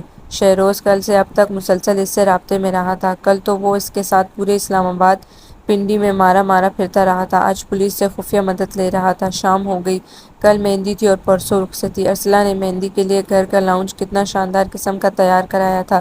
یہ بہت بڑا ہال نما ایریا تھا، جہاں سے فرنیچر ہٹا کر لڑکیوں کے بیٹھنے کا بڑا اچھا انتظام کر دیا گیا تھا۔ ایک سائڈ پر اسٹیج بنایا گیا تھا، دو روایتی قدیم کرسیوں کو مصنوعی پھولوں اور آرائشی لڑیوں سے بے حد خوبصورتی سے سجایا گیا تھا۔ دیواروں پر بھی آرائش کی گئی تھی، بے شمار چمکتی لڑیاں، غبارے، چمکتی پنیوں سے بنے پھول، ستارے اور جانے کیا کیا کچھ۔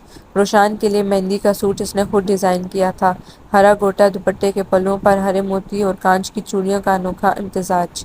پاپا اس کی فرمائش پر 3 دن پہلے سے ڈونکی لے آئے تھے۔ فریج بے شمار قسم کے اسنیکس سے بھرا ہوا تھا۔ روشان، نینا اور ارسلہ کی سہیلیاں آتی گانے گاتی کیک، مٹھائیوں اور سینڈوچز کے علاوہ ڈرائی فروٹ اور نیمکو وغیرہ سے شگل فرماتی اور رات کا کھانا کھا کے واپس جاتی تھی۔ ہر طرف خوشیاں ہی خوشیاں تھیں اور اب کل سے جیسے موت کا سا سکوت طاری تھا۔ ارسلہ نے نینا کو فون پر بٹھایا ہوا تھا۔ وہ سہیلیوں اور رشتہ دار لڑکیوں کے آنے والے فون اور ان کی آمد پر کسی ایمرجنسی کا بہانہ کر کے انہیں مطمئن کرنے کی ناکام کوشش کر رہی تھی۔ ارسلہ، ہم سارے رشتہ داروں اور میل ملاپ کے لوگوں میں بدنام ہو گئے ہیں۔ نہ کرتے ہوئے بھی سب کو پتہ چل گیا ہے۔ تائی اماں فکر مندی سے اس کا چہرہ دیکھ رہی تھی۔ وہ ابھی ابھی نینا کے ہمراہ آئی تھی۔ تایا سجاد پاپا کے کمرے میں جانے کون سی تجویز لے کر گئے تھے؟ سوائے اسد کے وہ پوری فیملی ان کی پریشانی میں برابر کی شریک تھی۔ اب کیا ہو سکتا ہے تائی اماں؟ ایسا تو ہونا ہی تھا۔ کب تک چھپا سکتے ہیں ہم اس گمشدگی کو؟ وہ خالی خالی نظروں سے انہیں دیکھنے لگی۔ ارے نینا، یہ ٹرے کیا ہاتھ میں ہی پکڑے رہو گی؟ رکھو ادھر میز پر اور اپنے چچا اور ارسلہ کے لیے کھانا نکالو۔ کل سے کچھ نہیں کھایا پیا۔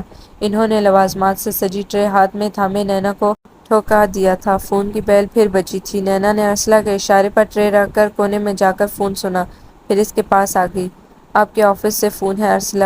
جی۔ وہ مارے باندھے فون تک آئی۔ ارسلہ، میں ہوں شہروز۔ وہ رسان سے گویا ہوا۔ کیسی طبیعت ہے انکل کی اور تمہاری؟ کچھ کھایا پیا بھی ہے یا نہیں؟ وہ ہمیشہ کی طرح اس کے لیے فکر مند تھا۔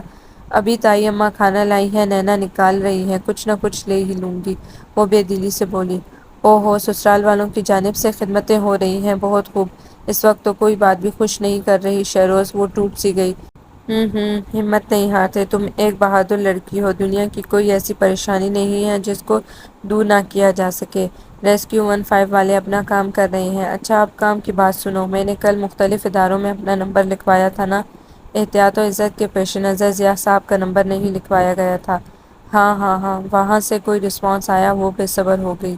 ادارہ فیض الاسلام کی ایک شاخ ہے، دارالامان، کھنہ پل کے پاس۔ انہیں کل ایک 22 سالہ دوشیزہ ملی ہے۔ وہ سر کی چوٹ کی وجہ سے بے ہوش ہے۔ اس نے نیلے رنگ کے کپڑے پہن رکھے ہیں، گورا رنگ ہے اور براؤن گھنگریالے بال ہیں۔ گلے میں ایک چین بھی ہے۔ وہ مزید بھی کچھ بتا رہا تھا مگر ارسلہ سے رہا نہ گیا۔ ہاں، یہ ہی حلیہ ہے، یقیناً روشان ہی ہوگی۔ تم مجھے وہاں لے چلو، میں گاڑی سے نکلتی ہوں، تمہیں آفس سے پک کر لوں گی۔ اپنی آلٹو وہیں چھوڑ دینا۔ وہ بے قرار ہو گئی۔ ایک منٹ، میں آفس میں نہیں ہوں، اپنے گھر پر ہوں۔ I-84 کے فلیٹ نمبر 12 بلاک بی میں۔ تم کہاں ہو؟ میں تمہیں تمہارے گھر سے پک کر لیتا ہوں۔ نہیں، شاید یہ مناسب نہ لگے۔ پاپا تو تمہارے بارے میں اچھی طرح آگاہ ہیں کہ میں باہر کے ہر طرح کے معاملات ان سے شیئر کرتی ہوں، مگر شاید اسد کو یہ اچھا نہ لگے۔ میں خود آ رہی ہوں۔ وہ اڑتی ہوئی مطلوبہ جگہ پہنچی تھی مگر اس لڑکی کو دیکھ کر اس کی امیدوں پر اوس پڑ گئی۔ یہ روشان نہیں ہے۔ وہ ٹوٹے ہوئے قدموں سے واپس آئی تھی۔ شہروز کو واپس ڈراپ کر کے وہ گھر آئی تو اس کے قدم دہلیز پر ہی جم گئے۔ اڑی ہوئی رنگت، بکھرے براؤن بالوں اور ملکچے کپڑوں میں ملبوس بےحسان سی مہر بلب آنسو بہاتی روشان سامنے لاؤنج میں بیٹھی تھی۔ تائی اماں اور نینا اس کے ساتھ صوفے پر بیٹھی تھی۔ تایا جان ایک کرسی کی پشت پکڑے کھڑے تھے۔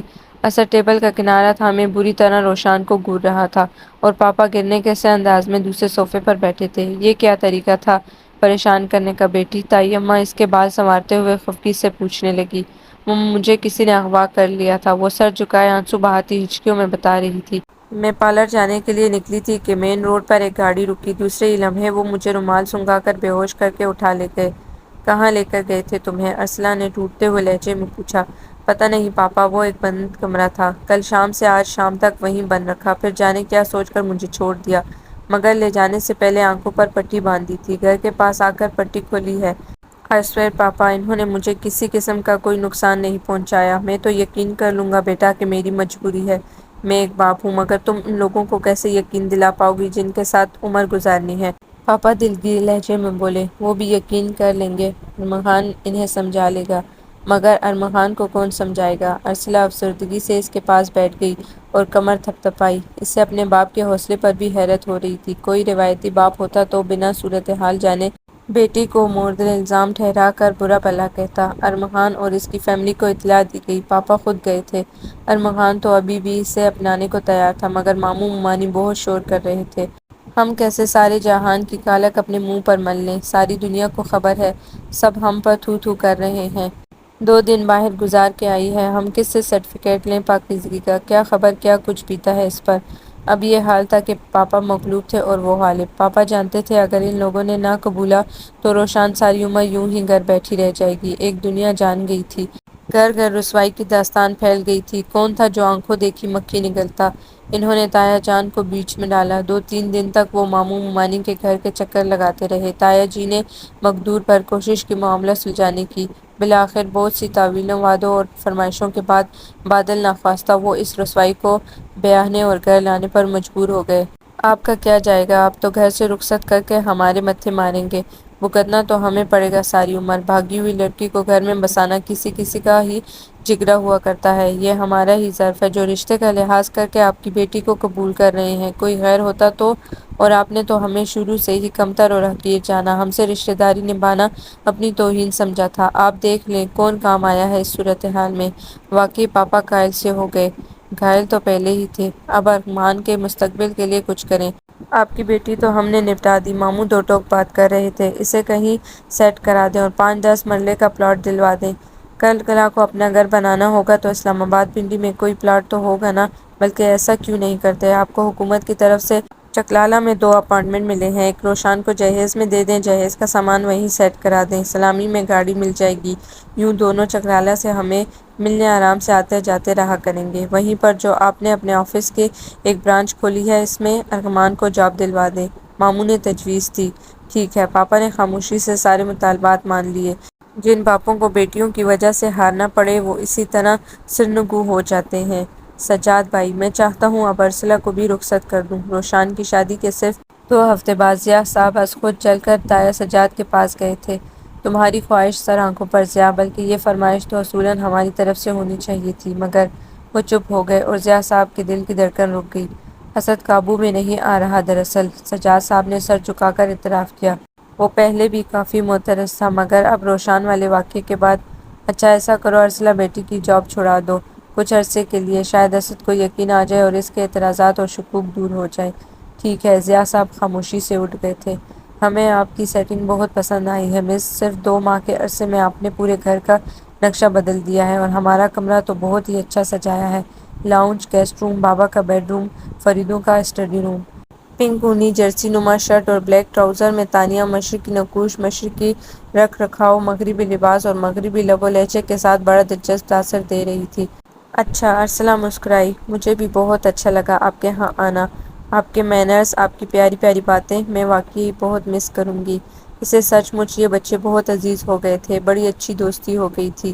مس، کیا آپ دوبارہ نہیں آئیں گی؟ عالیہ پریشان نظروں سے دیکھنے لگی۔ آپ کے فادر کا اسائن کیا ہوا پروجیکٹ کمپلیٹ ہو گیا ہے، میرا کام ختم ہو گیا ہے، اب کیا کرنے آؤں گی؟ وہ مسکرائی۔ بچوں کے چہرے پر مایوسی پھیلنے لگی۔ ایسا کرو میرا موبائل نمبر لکھ لو، جب جی چاہے بات کر لیا کرنا، بلکہ میرا ایڈریس بھی لے لو، آپ لوگ کبھی چکر لگانا۔ یہ بتاؤ آپ کی ماما کی واپسی کا کیا بنا؟ کچھ نہیں، پاپا کہہ رہے تھے وہ شاید مزید کچھ ماہ تک نہ آ سکے۔ جانے ارسلہ کے دل میں کیا آئی، وہ بچوں کو ٹال کے کچن میں مصروف عمل اماں کے پاس آ گئی۔ اماں، آج میرا آخری دن ہے، آج تو یہ معمہ حل کر ہی دیں۔ بچوں کی ماں کہاں ہے؟ وہ صرف 1 ہفتہ پاکستان رہ کر کیوں واپس چلی گئیں؟ آخر وہ کیا راز ہے جو بچوں سے چھپایا جا رہا ہے؟ یقیناً آپ جانتی ہوں گی۔ مجھے پتہ ہے سفیان صاحب گھریلو معاملات میں آپ پر بہت بھروسہ کرتے ہیں۔ بیٹی، دراصل بی بی کو کینسر ہے، آخری سٹیج پر ہے۔ صاحب ان دنوں کینیڈا گئے ہوئے ہیں، بچوں سے تو بزنس ٹرپ کا بہانہ کیا ہے، لیکن اصل میں وہ علاج کے لیے مزید رقم لے کر بیوی کے پاس گئے ہیں، اس لیے اوپر والے پوشن کی فی الحال سیٹنگ نہیں کرائی۔ وہ ہر ممکن کوشش کر رہے ہیں کہ کسی طرح بیوی کو آرام آ جائے۔ بیوی وہاں علاج کے لیے رہتی ہیں اور اب پچھلے 1 ماہ سے مسلسل ہسپتال میں داخل ہیں۔ ان کے ڈاکٹرز نے فون کر کے انہیں کینیڈا بلوایا ہے کہ اب چل چلاؤ ہے، بس جو چند دن کی سانسیں رہ گئی ہیں وہ اپنے گھر والے کے ساتھ گزارنا چاہتی ہیں۔ او مائی گاڈ، ارسلہ کے سر پر چھت آ رہی۔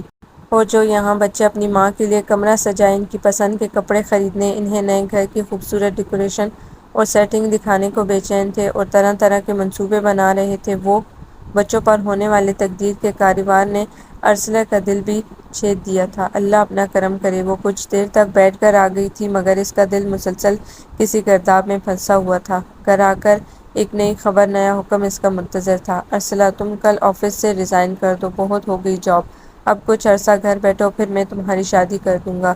پاپا کے حکم پر وہ لب بستہ کھڑی رہ گئی تھی۔ یہ بھی نہ کہہ سکی کہ پاپا کسی کے کیے کی سزا مجھے کیوں دے رہے ہیں۔ اس نے آفس جانے کے بجائے فون پر شہروز کو ساری صورتحال بتا کر اپنی طرف سے ریزائن ٹائپ کرا کے میڈم کو دینے کی تاکید کر دی تھی۔ بیٹے، اب تو وہ ملازمت چھوڑ چکی ہے۔ کچھ بھی ہو، میں کسی قیمت پر اس سے شادی نہیں کروں گا۔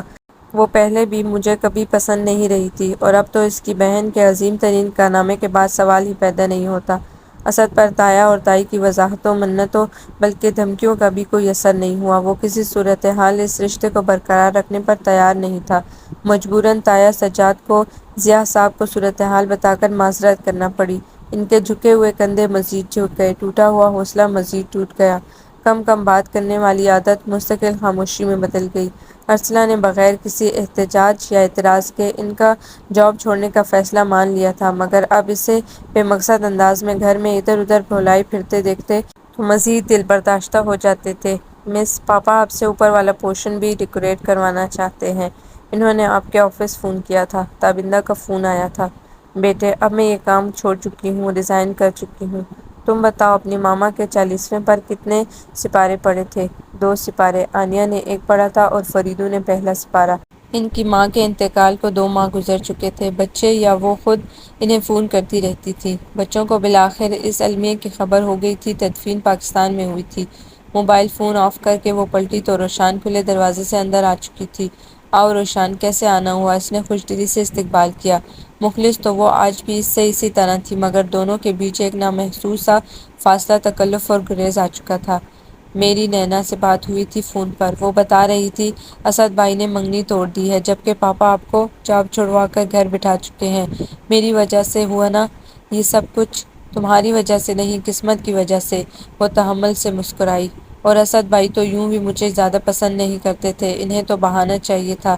رہی جاب کی بات تو سچی بات ہے، اب میں خود بھی اس بھاگ دوڑ سے تھک چکی تھی۔ پاپا نہ بھی کہتے تو چھوڑ دیتی۔ نہیں، وہ صوفے پر گرنے کے سے انداز میں بیٹھ گئی تھی۔ اس سب کی ذمہ دار میں ہوں، میری کم ظرفی، میرا خود غرضانہ رویہ، میری ذلیل اور نیچ حرکت۔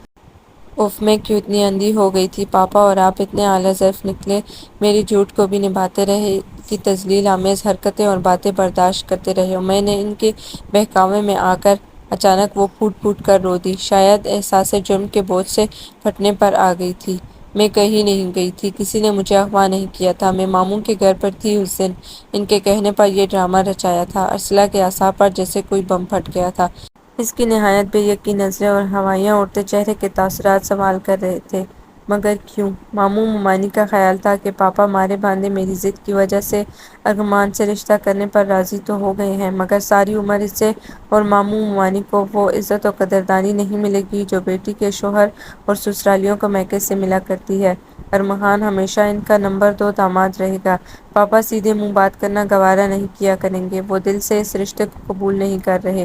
کچھ ایسا کیا جائے کہ وہ از خود خوشی خوشی اس بندھن کو جوڑنے کی خواہش کریں اور اسے قائم رکھنے کے لیے کوئی دقیقہ فرگزاشت نہ کریں۔ اگر میں ایک آدھ دن کے لیے غائب ہو جاؤں گی اور پھر بازیاب ہوں گی تو ان کے دل میں قدر ہوگی کہ دیکھا ماموں ممانی اور ارغمان ہمارے ساتھ کتنے مخلص ہیں، اس حال میں بھی لڑکی کو قبولنے پر رضامند ہیں۔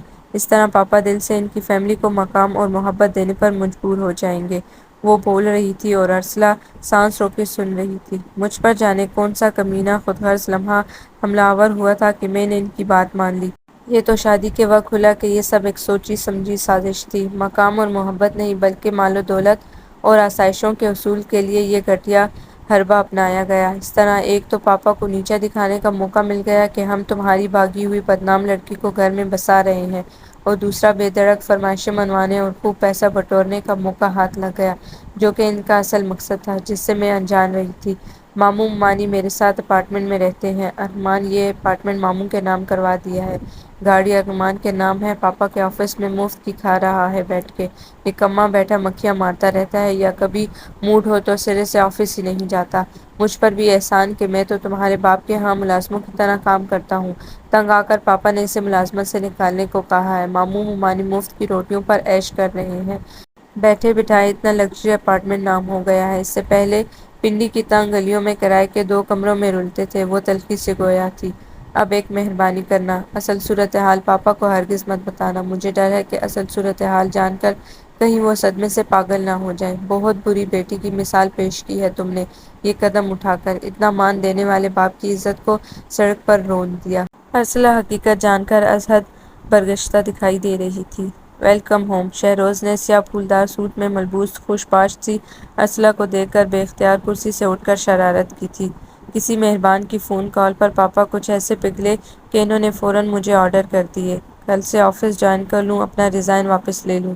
وہ شوخی سے مسکرا دی۔ وہ اس کی ٹیبل کے سامنے پڑی کرسی پر براجمان ہو چکی تھی۔ شہروز کے ایک ایک انداز سے زندگی کی ترنگ اور تازگی چھلک رہی تھی۔ اس نے فون کرکے بڑے طریقے سلیقے سے ضیاء صاحب کو قائل کرکے ارسلہ کو دوبارہ آفس جوائن کرنے کی اجازت دلوائی تھی۔ ارسلہ سے تو وہ اس ایک ماہ کی چھٹی کے دوران مسلسل رابطے میں رہا تھا، ہر معاملے سے آگاہ تھا۔ میں نے بالآخر انہیں قائل کر ہی لیا کہ ایسے لوگوں کی خاطر جن کا اب ارسلہ کی زندگی میں کوئی رول بھی نہیں رہا، آپ اس کا بہترین کیریئر کیوں تباہ کر رہے ہیں؟ اتنا عرصہ قریب رہنے کے باوجود بھی اگر وہ شخص آپ کی بیٹی کی طبیعت کو سمجھ نہیں سکا، اس سے کمپرومائز نہیں کر سکا، تو پھر اس کی رائے یا پسند یا ناپسند کو اتنی اہمیت کیوں دی جائے؟ لازمی تو نہیں ہے کہ اگر ایک اولاد آپ کے جذبات کو ٹھیس پہنچائے تو آپ اس کی فرسٹریشن دوسری اولاد کے حقوق ضبط کرکے نکالیں۔ وہ سمجھدار آدمی تھے، سمجھ گئے اور فوری طور پر عمل بھی کر ڈالا، جس کے ثبوت کے طور پر آج تم یہاں ہو۔ اچھا بھائی، مہربانی، شکریہ۔ اب یہ بتاؤ کوئی نئی اسائنمنٹ ہے یا نہیں؟ وہی شاہ ہاؤس کی اپر اسٹوری کی ڈیکوریشن کرانی ہے۔ وہ پارٹی تمہارے علاوہ کسی دوسرے ڈیزائنر کو سائن کرانے پر آمادہ نہیں ہے۔ کیا بات ہے، کوئی چکر وکر تو نہیں ہے؟ تقریباً ایک ماہ بعد جب وہ اس اسائنمنٹ سے فارغ ہوئی تو سفیان شاہ نے بڑی بردباری اور سنجیدگی کا مظاہرہ کرتے ہوئے پروپوز کر ڈالا۔ ویسے تو مجھے یہ بات آپ کے فادر سے کہنی چاہیے تھی، مگر چونکہ میرا پروپوزل ایک خاص قسم کا بیک گراؤنڈ رکھتا ہے، اس لیے پہلے آپ کی طرف سے سپورٹ درکار ہے۔ 3 بچے ہیں میرے۔ میری عمر تقریباً 36 سال ہے۔ کیا آپ میرے ساتھ زندگی بسر کر سکیں گی؟ میری خواہش ہے کہ مجھے اور میرے گھر کو آپ جیسی سلجھی ہوئی اور میچور لڑکی کا ساتھ ملے۔ آپ سوچ لیجیے گا اچھی طرح، اگر منظور ہو تو میری خوش بختی، لیکن کسی بھی حالت میں میرے دل میں آپ کی عزت اور وقار میں کمی ہرگز نہیں ہوگی۔ وہ بے حد سبھاؤ سے بڑے میچور انداز میں نرمی سے کہہ کر آگے بڑھ گئے۔ وہ زمانے کی گردش پر غور کرتی رہ گئی۔ وہ بہت بری طرح بھڑکا تھا۔ ارسلہ نے تو یوں ہی بات کی تھی، سرسری سے انداز میں اس نے نئی سچویشن شیئر کی تھی، جیسا کہ وہ ہمیشہ اس سے کرتی آئی تھی۔ مجھے تمہارا غصہ سمجھ میں نہیں آ رہا۔ میں نے تو تمہیں صرف ایک بات بتائی ہے کہ سفیان شاہ صاحب نے اپنا پروپوزل پاپا کے حضور پیش کیا ہے۔ پہلے انہوں نے مجھ سے اجازت مانگی تھی۔ میں نے سوچا شادی تو مجھے کرنی ہی ہے، تو پھر روشان کی حرکت کی وجہ سے ہماری فیملی کو جو بدنامی اٹھانی پڑی، اس کے بعد اس قسم کا پروپوزل کوئی اب نارمل بات بھی نہیں۔ میں سمجھ نہیں پا رہی اس میں اتنا۔ ہر بات تمہاری سمجھ میں آتی ہے، مگر جو سامنے کی بات ہو وہ سمجھ میں نہیں آتی۔ وہ بری طرح چڑ گیا۔ ارسلہ حیران پریشان اس کی صورت دیکھ رہی تھی۔ یہ ایسا کیوں ہو رہا ہے؟ تمہیں کام کے سلسلے میں شہر سے باہر جانا ہے، جاتے ہوئے موڈ کیوں آف کر رہے ہو؟ ناراضی لے کر سفر نہیں کرتے۔ اس نے اپنی طرف سے اسے ٹھنڈا کرنے کی کوشش کی۔ درد لے کر بھی سفر نہیں کیا کرتے۔ وہ اسی بری طرح گھور کر پیر پٹکتا باہر نکل گیا تھا۔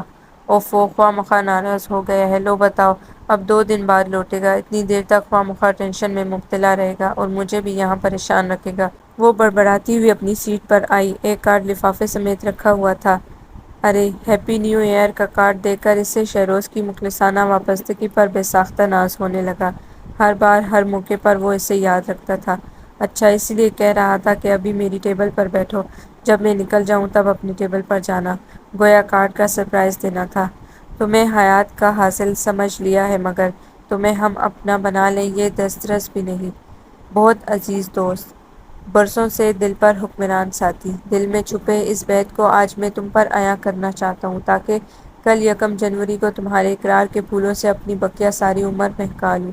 بہت سارے بیتے پل آگے پیچھے اس کی نظروں میں دوڑتے چلے گئے۔ وہ جانے کتنی دیر تک انہی میں گم رہی۔ وہ قدم قدم پر سایہ بن کے ساتھ رہنا، ہر لمحہ خیال، توجہ، احساس، اپنائیت۔ روشان والے معاملے میں دن رات اپنا ہوش بھلا کر کی جانے والی کوششیں، ہر موقع پر وہ بے ساختہ، بے اختیار اسی پر بھروسہ کرتی تھی، اسی کو بلاتی تھی۔ اتنے برسوں سے گھونگھے کا گڑ کھا کے بیٹھے ہوئے تھے، پہلے کیوں نہیں پھوٹے منہ سے؟ اگلے ہی پل اس کے موبائل کا نمبر ملا کر اسے جگڑ رہی تھی اور اس کی آنکھوں سے بے وجہ اشک بہہ رہے تھے۔ تم منگنی شدہ مجھ سے ملی تھی، کسی کی امانت تھی، میں کیا کہتا اور کیسے کہتا؟ وہ اسلام آباد سے باہر آ چکا تھا اور ٹیکسلا کی طرف سفر کرتے ہوئے گاڑی کی اسپیڈ کم کرکے اس سے بات کر رہا تھا، اور اب اظہار کا ارادہ باندھ کے تمہارے پاس آیا تھا کہ تم نے نئی زنجیریں دکھا دی مجھے پہنانے کو۔ کوئی زنجیر نہیں ہے، وہ بے ساختہ رو دی تھی۔ ایک خبردار، یہ آنسو میری امانت ہیں، خبردار، جو انہیں اتنی بے دردی سے بہایا تو میں ایک ایک اشک کا حساب لوں گا۔ فوراً پہنچو انہیں، ورنہ میں خود پہنچ جاؤں گا یہ نیک فریضہ سر انجام دینے۔ وہ شرارت کے موڈ میں آ چکا تھا۔ کل آ جاؤ گے؟ وہ آہستگی سے پوچھ رہی تھی، انداز میں عجب سی اپنائیت اور نئے نئے رشتے کا اقرار گھلا ہوا تھا۔ کیوں، کل کیا ہے؟ کل ہماری زندگی کا نیا نویلا سورج طلوع ہوگا، وہ مان سے بولی۔ ہاں، کل تو لازمی ہے، مگر تمہارے پاس نہیں، تمہارے پاپا کے پاس، اس التجا کے ساتھ کہ منظوری کے ساتھ ساتھ 1 ہفتے کے اندر نکاح بھی کر دیں۔ بھئی، ہم پکی مہر لگائیں گے آپ کے اوپر۔ رات کو 12 بجے ہیپی نیو ایئر کہنے کے لیے فون کروں گا، انتظار کرنا۔ اس نے سرگوشی کی۔ ضرور۔ ارسلہ نے بہت یقین کے ساتھ فون بند کیا تھا۔ آپ کو یہ ناول کیسا لگا؟ کمنٹس میں اپنی رائے ضرور دیجیے گا۔